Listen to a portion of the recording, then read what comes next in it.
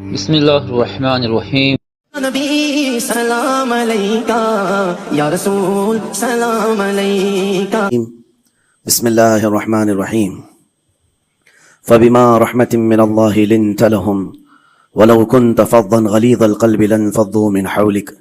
صدق اللہ مولانا العظیم. بارگاہ رسالت معاب صلی اللہ تعالی علیہ وسلم میں درود پاک کا ہدیہ پیش کریں. اللہم صلی علی سیدنا مولانا محمد معدن الجود والکرم وآلہ واصحابہ الکرام وابنہ الکریم وبارک وسلم صلاة دائمة سرمدا ابدا. عزیزان گرامی وقار، انسان کو اللہ تبارک و تعالیٰ نے جو خصوصیات عطا کی ہیں اس میں خاص طور پر زبان اور بیان کی خصوصیت بہت اہم ہے.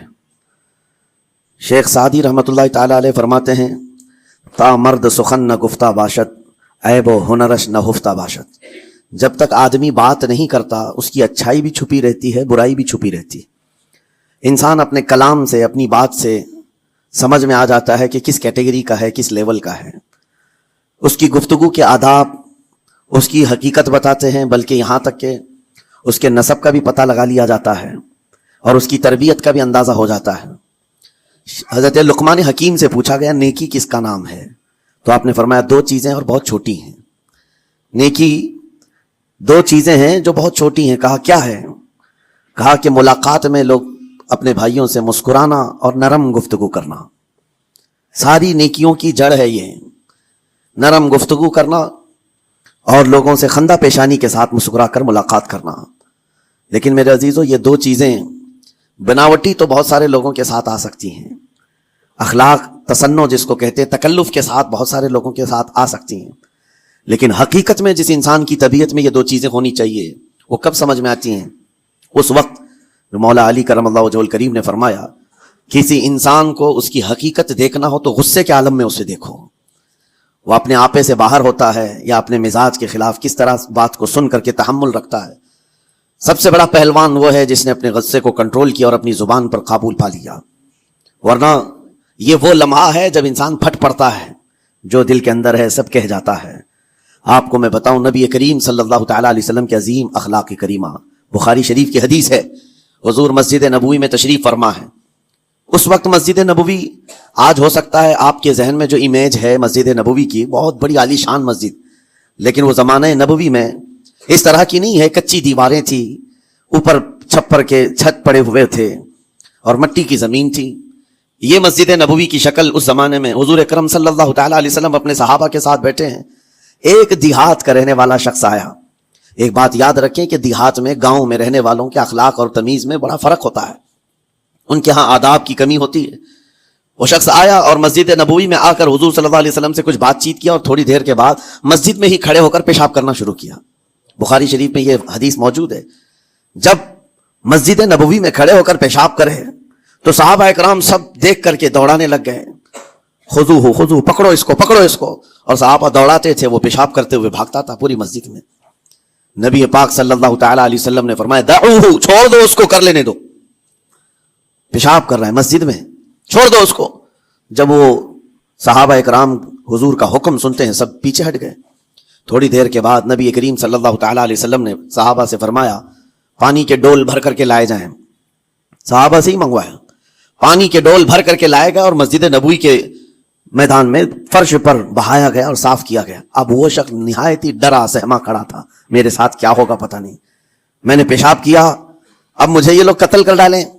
نبی کریم صلی اللہ تعالیٰ علیہ وسلم نے قریب بلایا اور فرمایا نہایت نرم گفتگو کے ساتھ حضور فرماتے ہیں یہ اللہ کا گھر ہے، یہاں پیشاب نہیں پیشانیاں رکھی جاتی ہیں. بس یہ جملہ ہے، بخاری شریف میں موجود ہے. یہاں عبادت کی جاتی ہے. اتنا کہہ کر رخصت ہو گئے، رخصت کر دیا. وہ دیہات سے آیا ہوا جو نوجوان تھا یا شخص تھا، باہر نکلتے ہی وہ کلمہ طیبہ پڑھ کر حضور کی غلامی میں شامل ہوا. میں نے وہ بلند عالی اخلاق نہیں دیکھے. نبی کریم صلی اللہ علیہ وسلم کے بارے میں قرآن کہتا ہے فَبِمَا رَحْمَةٍ مِّنَ اللَّهِ لِنْتَ لَهُمْ. اللہ کی رحمت سے آپ لوگوں کے لیے نرم ہیں، اس لیے لوگ آپ کے ارد گرد لگے ہوئے رہتے ہیں. وَلَوْ كُنْتَ فَظًّا غَلِيظَ الْقَلْبِ لَانفَضُّوا مِنْ حَوْلِكَ. اے رسول، اگر آپ سخت دل ہو جائیں تو پھر یہ سب چھٹ جائیں گے، آپ سے دور ہو جائیں گے. اس رسول کے لیے جب کہا گیا ہے کہ اگر آپ سخت ہو جائیں تو لوگ چھوڑ کر کے دور ہو جائیں گے، تو ہمارے اور آپ کے لیے کس قدر لہجے کی پابندی ضروری ہے. ہاں عزیزان گرامی وقار، اپنی گفتگو، اپنے کلام، اپنی بات چیت سے آپ اپنے سلیقے بتاتے ہیں.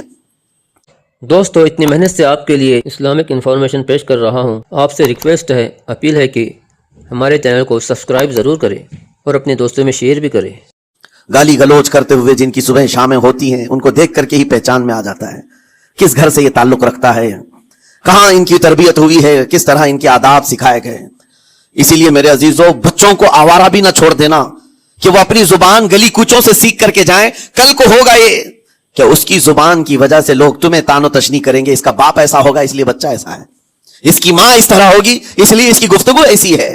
کیونکہ موسٹلی زیادہ طور پر بچے اپنے ماں باپ کے اخلاق کو نقل کرتے ہیں، ٹرانسفر ہوتی چلی جاتی ہیں. ایک بار حضور اکرم صلی اللہ تعالی علیہ وسلم مسجد نبوی سے باہر نکل کر جا رہے ہیں. توجہ میرے عزیزو، اخلاق کہاں دکھانے چاہیے اور ہماری بات چیت کے انداز ہمیں کہاں ہونا چاہیے میں آپ کو بتاؤں. حضور تشریف لے کر جا رہے ہیں، صحابہ اکرام کھڑے تھے حضور کے اطراف. مدینہ طیبہ کی ایک بوڑھی خاتون جس کا ذہنی توازن کھویا ہوا ہے، یعنی وہ دماغی طور پر ڈسیبل ہے، اور وہ آئی جا رہی تھی. لوگ جب بھی اس کو دیکھتے راستہ کاٹ لیتے. وہ جس کو بھی پکڑتی تھی سنانا شروع کرتی تھی، جو منہ میں آئے بکنے لگ جائے، اور لوگوں کو تنگی محسوس ہونے لگتی. صحابہ نے دیکھا کہ یہ عورت آ رہی ہے، حضور کی طرف آ رہی ہے. سب نے حضور صلی اللہ علیہ وسلم کو گھیر لیا، اس کا راستہ روکنے کے لیے. اب آئے گی اور نبی کریم صلی اللہ علیہ وسلم کے پاس اگر زبان درازی کرنے لگ جائے، پاگل عورت ہے، اور بک بک کرنے لگ جائے، حضور پاک صلی اللہ علیہ وسلم کے ادب میں کہیں کمی نہ آ جائے. صحابہ کا یہ ہمیشہ اہتمام رہتا. حضور اکرم صلی اللہ علیہ وسلم نے دیکھا تو صحابہ سے کہا، ہٹ جاؤ، اس کو آنے دو، ہٹ جاؤ، اس کا راستہ چھوڑ دو. صحابہ نے کہا، یا رسول اللہ صلی اللہ علیہ وسلم، اس کا ذہنی توازن ٹھیک نہیں ہے، دماغی طور پر وہ عورت ٹھیک نہیں ہے. وہ آئے گی اور لمبی باتیں کرتی ہے، لا یعنی باتیں کرتی ہے، کہیں آپ کی شان پاک میں کوئی گستاخی نہ ہو جائے. صحابہ روک رہے تھے. حضور پاک صلی اللہ علیہ وسلم نے سختی سے فرمایا، ارشاد فرمایا، ہٹ جاؤ، اس کا راستہ چھوڑ دو. مجھے پتا ہے پورے مدینے میں اس کی کوئی نہیں سنتا، میں بھی نہ سنوں تو کس کو سنائے گی؟ اگر میں بھی نہ سنوں تو کس کو سنائے گی؟ یہ میرے مصطفیٰ کریم صلی اللہ تعالی علیہ وسلم کے دربار عالی جاہ کی وہ بلند اخلاق کریمانہ کی ایک مثال ہے، جس کو خود میرے آقا نے فرمایا، بعثت لأتمم مکارم الاخلاق. عزیزان اکرام وقار، لوگوں کے آج حالات ایسے ہیں کہ اچھے لوگوں کے ساتھ اخلاق الگ دکھائے جاتے ہیں، چھوٹے لوگوں کے ساتھ اخلاق الگ دکھائے جاتے ہیں. سٹیٹس کا آدمی ہو تو اس کے ساتھ ملنے کے طریقے الگ ہیں، اور غریب کوئی آ جائے، فقیر کوئی آ جائے تو اس سے ملنے کا انداز الگ ہو جائے. یہ نہ ہو، یہ ہم سب کے لیے نصیحت ہے. اسی ممبئی کی سرزمین پر میں آپ کو بتاؤں، ایک ماہیم شریف میں بزرگ حاجی صاحب ہوا کرتے تھے، آج سے تقریباً 10-12 سال پہلے کی. وہ کئی لوگوں سے ایک سوال کرتے تھے پکڑ پکڑ کر کے کہ میرا ایک سوال ہے، آپ جواب دیں گے، میرا ایک سوال ہے. کئی علماء سے انہوں نے پوچھا، مجھ سے بھی انہوں نے، جب میں نیا تھا مصر سے پڑھ کر کے آیا تھا، میرے پاس آ کر کہا، کافی سالوں سے میرے ذہن میں ایک سوال ہوتا ہے، میں آپ سے بھی پوچھنا چاہتا ہوں. کہا بتائیے کیا ہے؟ کہا میں حضور سرکار مجاہد ملت رحمت اللہ علیہ کا مرید ہوں. علامہ حبیب الرحمان مجاہد ملت، رئیس اعظم اڑیسہ، جن کے خدمات جلیلہ آج ہو سکتا ہے نئی جنریشن کو نہ معلوم ہو. ان کا لقب ہے مجاہد ملت، جنہوں نے سنیت کی بقا کے لیے اپنا تن من دھن سب قربان کیا تھا. وہ مجاہد ملت عظیم بزرگ ولی کامل ہے. ورما یہ حاجی صاحب کہتے ہیں کہ میں ایک نارمل آدمی تھا، کڑیا تھا، یعنی گھر بنانے کا کام کرتا تھا. جب وہ ممبئی تشریف لاتے تو دوڑ کر کے ہر جگہ سے لوگ ملنے آتے. میں بھی گیا تھا، اور اس وقت میں جوان تھا. حضور مجاہد ملت رحمت اللہ علیہ کی بات وہ بتا رہے ہیں کہ لوگ لائن لگا کر کے مصافحہ کر رہے تھے، مل رہے تھے. جب مل رہے تھے تو پھر میرا نمبر آیا، میں ملنے کے لیے گیا. بزرگوں کے سب ہاتھ چومتے ہیں، یہ ہمارے سنیوں کے طور طریقے ہیں.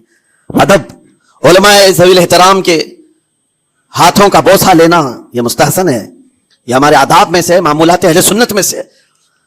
تو جب سب لوگ ان کے دست بوسی کر رہے تھے، ہاتھ چوم رہے تھے، میں بھی قریب گیا، اور جب میرا نمبر آیا میں ہاتھ چومنے کے لیے گیا تو انہوں نے میرا ہاتھ لے کر خود ہی چوم لیا.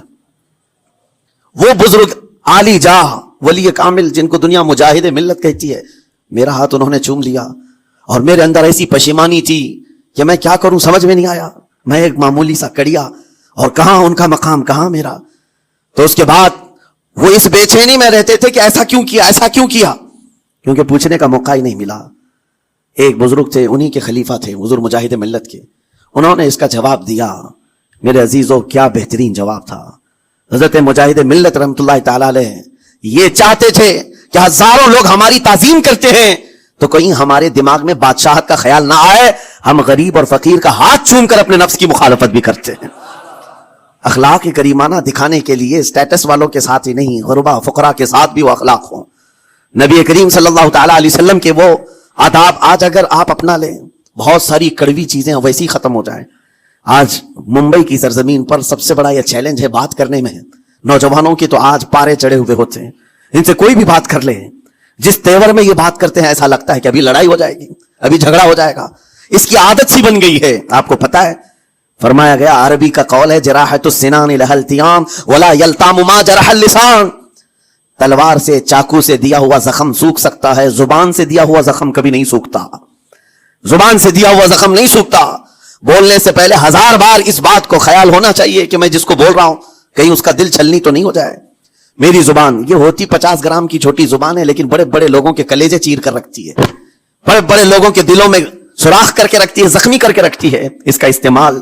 اسی لیے روایت میں ملتا ہے کہ جب انسان صبح کرتا ہے تو سارے اعضاء، ہاتھ پیر آنکھ کان ناک، سارے اعضاء سب سے پہلے زبان سے یہ عرض کرتے ہیں، اس کی پناہ مانگتے ہیں، کہتے ہیں آج تو صحیح سلامت رہے گی تو ہم سب صحیح سلامت رہیں گے، اور اگر تو پھسل گئی تو عذاب ہم پر بھی ہوگا۔ زبان بولتی ہے، مار کسی اور کو پڑتی ہے، کوئی زبان کو مارتا نہیں ہے، گالی زبان دیتی ہے لیکن مار کبھی پیٹھ پہ پڑتی ہے، سر پہ پڑتی ہے، ہر جگہ پڑتی ہے۔ تو یہ زبان نبی کریم صلی اللہ تعالی علیہ وسلم نے ارشاد فرمایا، من یضمن لی ما بین لحیتیہ وما بین، حضور پاک صلی اللہ تعالی علیہ وسلم فرماتے ہیں جس نے 2 چیزوں کی ضمانت مجھے دے دی، حفاظت کی، میں اسے اضمن لہ الجنہ، میں اس کو جنت میں لے جانے کی ضمانت دیتا ہوں۔ 2 چیزیں کیا ہیں؟ حضور فرماتے ہیں ایک 2 جبڑوں کے بیچ میں جو موجود زبان ہے اس کی حفاظت کر لے، اور 2 رانوں کے بیچ میں جو شرمگاہ اس کی حفاظت کر لے، یہ 2 چیزیں جس نے بچا لیا میں اس کو جنت میں لے جانے کی ذمہ داری دیتا ہوں، ضمانت دیتا ہوں۔ اس کا کتنا بڑا کردار ہے، یہ زبان کا کتنا بڑا کردار ہے۔ اور حضور نے ایک بار پکڑ کر کے فرمایا تھا، زبان کو پکڑ کر کے کہا تھا یہ وہ زبان ہے جو انسان کو جنت میں بھی لے جاتی ہے اور دوزخ میں بھی لے جاتی ہے۔ کلمہ کس سے پڑھتے ہیں آپ؟ لا الہ الا اللہ، زبان ہی سے تو پڑھتے ہیں، اسی کلمے نے آپ کو جنت تک پہنچایا۔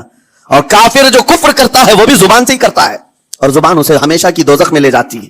اس زبان کو چلانے سے پہلے 1000 بار سوچ لیں کہ آج لہجوں کی سختیاں بڑھتی چلی گئیں، اور آپ کو پتا ہے قرآن پاک میں رب تعالیٰ نے یہ فرمایا، وَلَا تَقُلْ لَهُمَا اُفٍّ وَلَا تَنْهَرْهُمَا، والدین کے بارے میں بچوں کو کیا کہا گیا؟ ان کو اف تک نہ کہو۔ لیکن زبان جب کھلتی ہے نا، ماں باپ کے خلاف نوجوانوں کو ہم نے دیکھا ہے گالی گلوچ کرتے ہوئے اور اتنی بری باتیں کہتے ہوئے، معاذ اللہ۔ عزیزان گرامی وقار، حضور نے تو یہ فرمایا جس نے پلٹ کر کے اپنے ماں اور باپ کو سخت لہجے میں بات کیا یا ان کی نافرمانی کی، حضور فرماتے میرا دل چاہتا ہے کہ اس کے گھر کو آگ لگا دوں، آگ لگا دوں۔ اس لیے اس بات کو ہمیشہ یاد رکھیں، تمہارے لہجے کی سختیاں کسی کو زخمی کر دیں تو آخرت خراب ہو جائے گی، آخرت خراب ہو جائے گی۔ حضرت علقمہ رضی اللہ تعالیٰ عنہ حضور کے صحابی ہیں، حضور صلی اللہ علیہ وسلم کے صحابی ہیں، آخری وقت آ گیا تھا لیکن زبان نہیں کھلتی تھی۔ حضور پاک صلی اللہ علیہ وسلم کے پاس سفارش لائی گئی کہ آپ کے وہ ساتھی ہیں انتقال کر رہے ہیں لیکن زبان پر کلمہ بھی نہیں آتا۔ حضور تشریف لائے، دیکھا، پوچھا گھر میں ان کے کون کون ہے، کہا بیوی ہے اور ماں۔ ماں کو بلایا اور کہا علقمہ کے بارے میں کیا کہتی ہو، کیسا تھا؟ کہا بہت اچھا، پرہیزگار، عبادت گزار، ساری نیکوکاریاں اس کے اندر ہیں۔ تو پھر حضور نے پوچھا اچھا یہ بہت نیک تھا، تم بھی اس سے راضی ہو کہ نہیں ہو؟ ماں نے کہا میں نہیں راضی ہوں، میں راضی نہیں ہوں۔ کہا کیوں، وجہ کیا ہے؟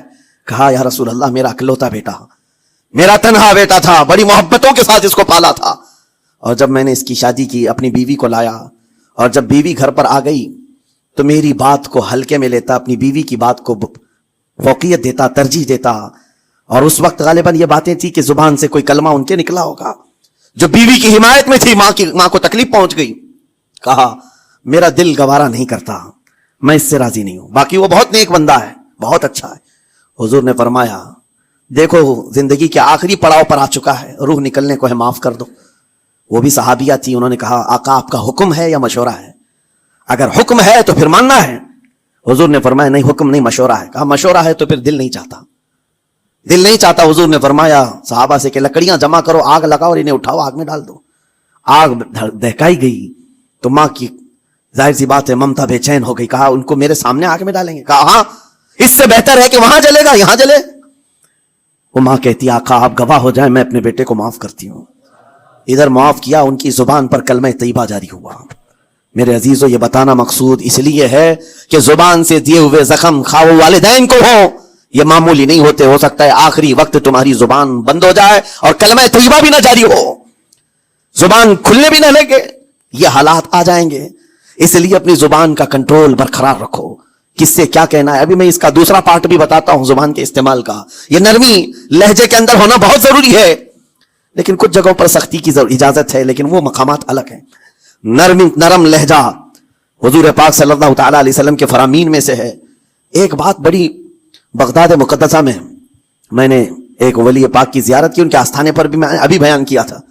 حضرت بہلول دانا مجذوب بزرگ تھے اور بغداد کی گلیوں میں کہیں پر بھی بیٹھ جاتے تھے, اور جو جانکار تھے وہ سمجھتے تھے کہ اللہ والا بندہ ہے.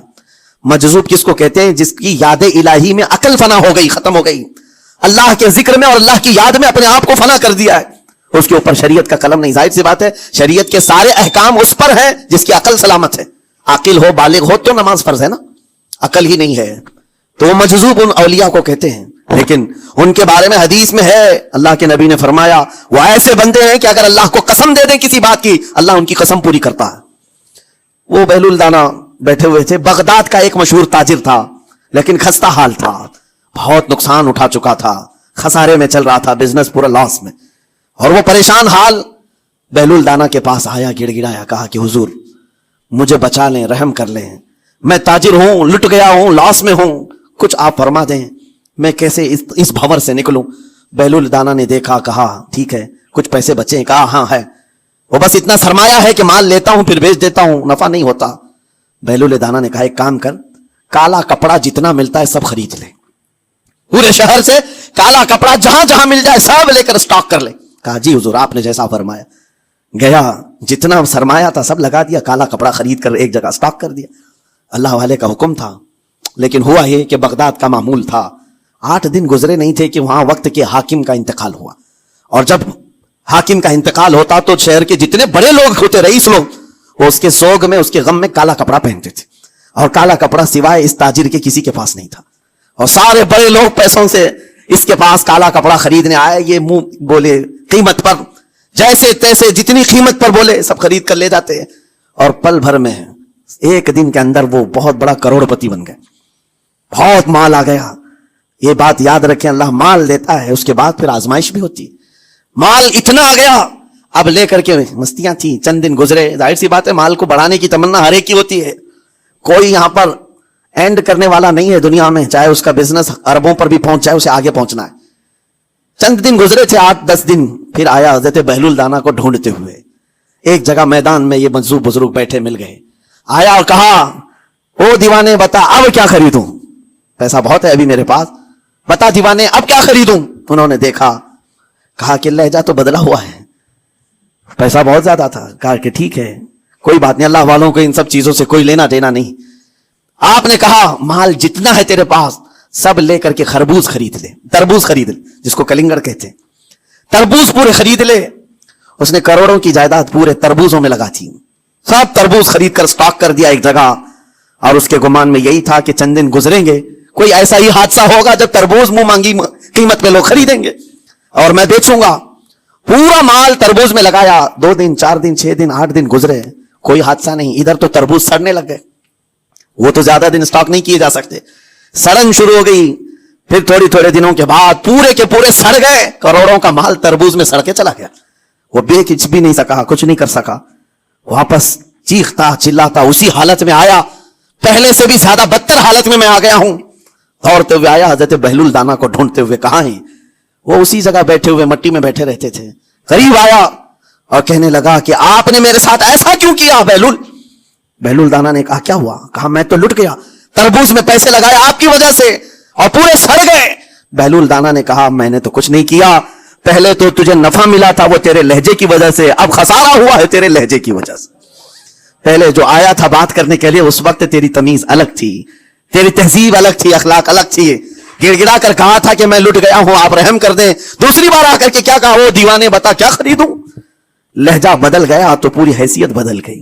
زبان ہماری اونچائی پر بھی لے جاتی ہے اور نیچے بھی لے آتی ہے. اس بات کو ہمیشہ ملحوظ رکھیں کہ इस जुबान से बहुत सारे लोग नफा भी उठाते हैं, बहुत सारे लोगों को नुकसान भी होता है। लेकिन साथ में मैं ये बात भी अर्ज करूं, नरम गुफ्तगू करने का आदि हर एक को होना चाहिए। नरम गुफ्तगू करने का आदि हर एक को होना चाहिए, उसकी नेकियों की अलामत है, उसके अखलाक की अलामत है। लेकिन साथ में इमाम शाफी रहमतुल्लाह ताला अलैह ने यह भी फरमाया, चाहे जितनी भी नरम तबीयत हो इंसान की, अल्लाह और उसके रसूल के लिए गैरत होनी चाहिए।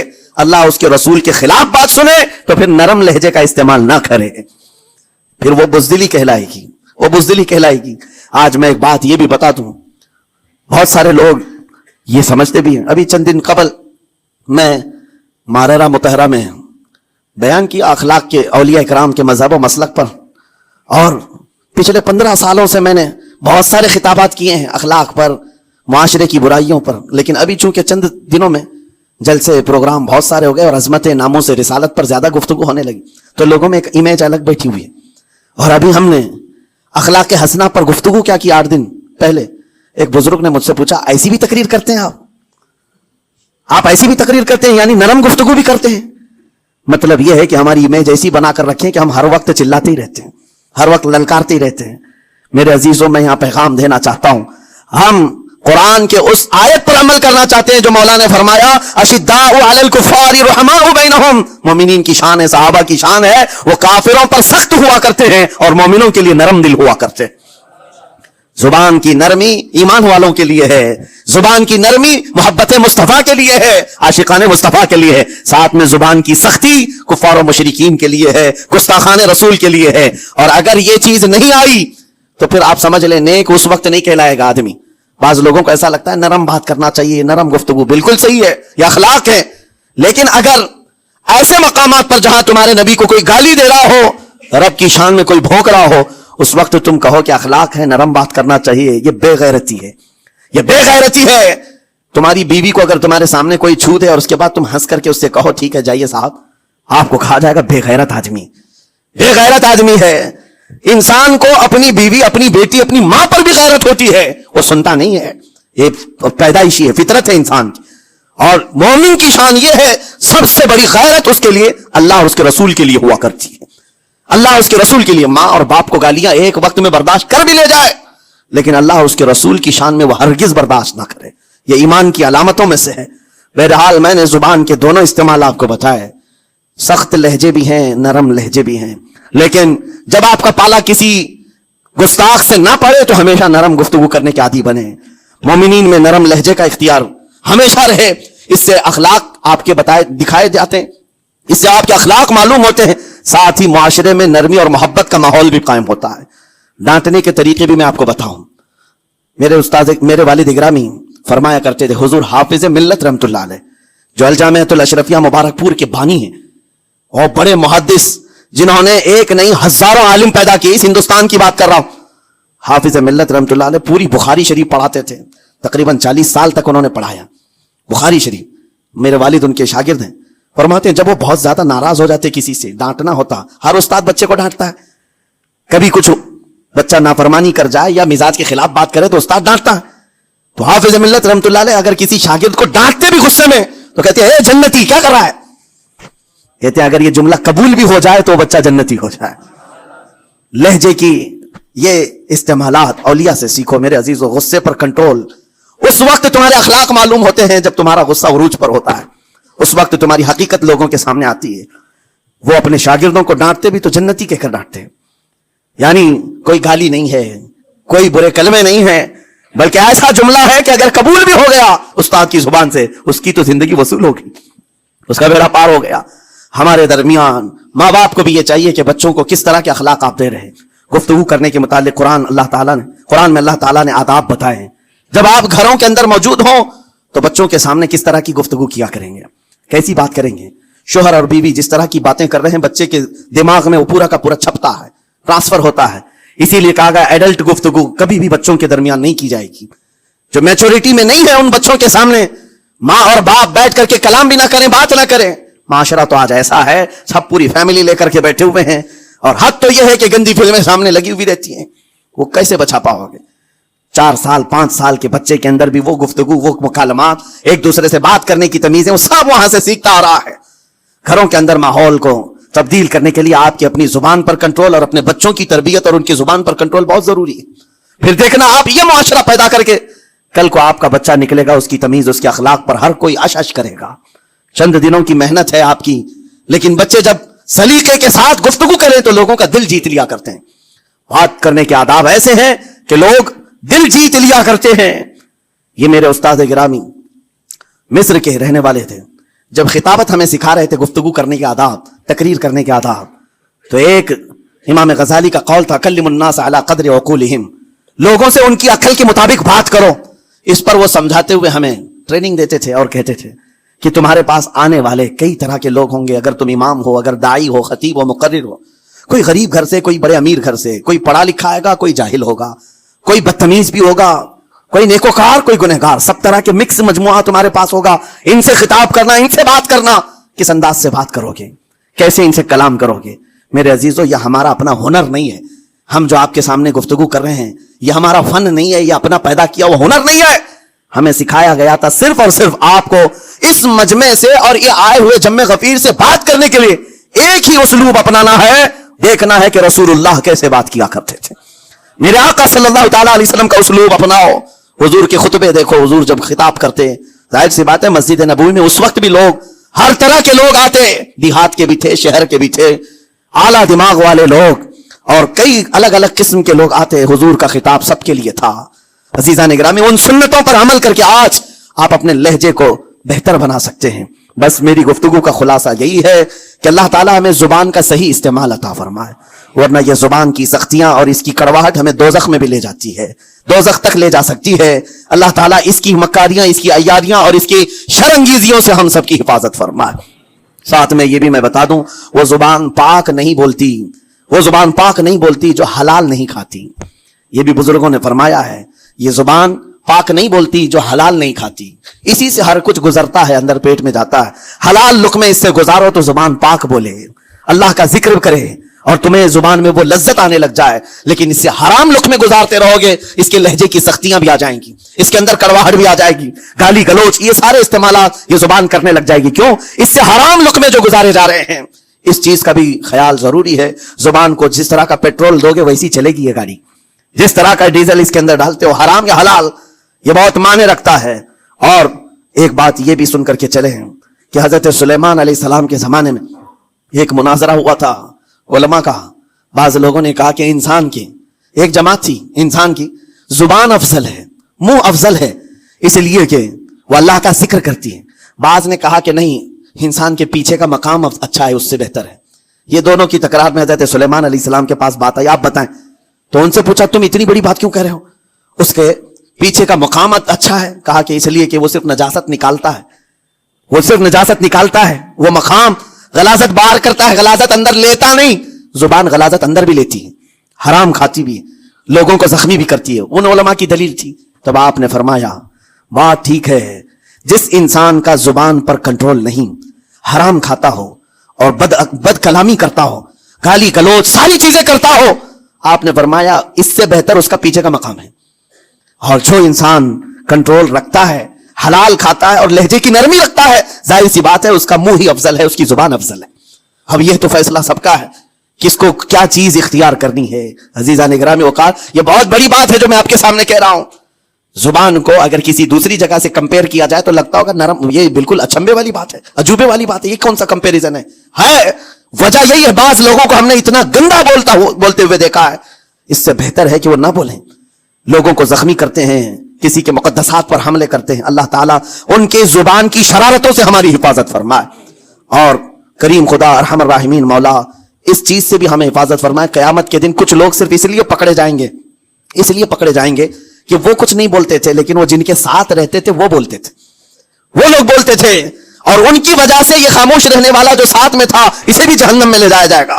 اور وہ اس دن کہے گا پکار کر, یا ویلتا لیتنی لم اتخذ فلانا خلیلا, اے کاش میں فلاں کی دوستی نہیں کیا ہوتا تو اچھا ہوتا, آج میں بچ گیا ہوتا. اپنے ماحول کو بچاؤ, جہاں زبان کی خرابی دیکھو اپنے آپ کو بھی بچاؤ اور اس ماحول سے بھی اپنے کو دور رکھو. اللہ کی بارگاہ میں دعا ہے مولا تعالیٰ اس زبان کو خالص اپنے ذکر میں لگائے اور اپنے حبیب پاک کے ذکر میں لگائے. مولا تعالیٰ ہم کو زبان کی بد کلامیوں سے محفوظ و مامون فرمائے. دوستو اتنی محنت سے آپ کے لیے اسلامک انفارمیشن پیش کر رہا ہوں، آپ سے ریکویسٹ ہے، اپیل ہے کہ ہمارے چینل کو سبسکرائب ضرور کریں اور اپنے دوستوں میں شیئر بھی کریں۔ ویورز، آپ دینی مسائل کے متعلق سوالات کر سکتے ہیں، آپ کو قرآن اور حدیث سے صحیح جواب دیا جائے گا۔ ویورز، سنی اسلامک فیکٹ چینل کو لائک، شیئر اور سبسکرائب کیجیے اور بیل بٹن کو ضرور دبائیں تاکہ آپ کو ہمارے سبھی ویڈیوز ملتے رہے۔